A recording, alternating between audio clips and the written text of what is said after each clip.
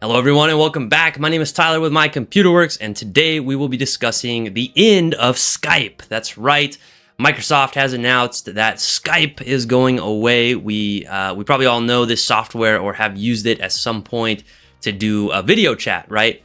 And over the last few years, over the last decade, we've seen other video platforms or video chat platforms kind of rise to the top. Zoom being one of the notable ones, Microsoft Teams being another. And that was basically the big one that made Microsoft decide to make this push, okay? They want everybody to kind of migrate from Skype over to Teams, okay? And this is happening on May 5th of 2025, so that's right, this year we will be seeing this rollover. And so some of the things to expect is if you're using paid Skype, even that's gonna go away.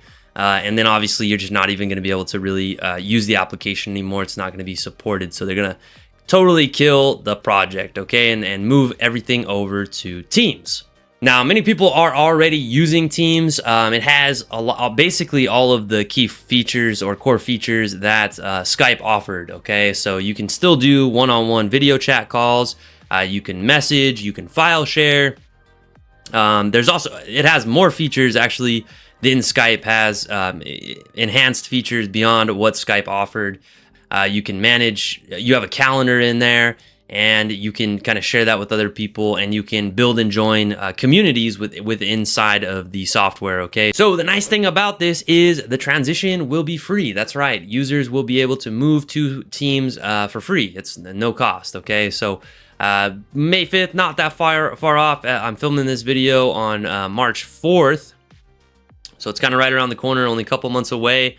It would be a good idea, if you haven't already, to go ahead and hop over to Teams, or hook yourself up with Teams if you haven't already. It should, if your Windows operating system, it should already be installed, especially if you have like the 365 package, if you're paying for Microsoft Office 365. Okay, so check it out.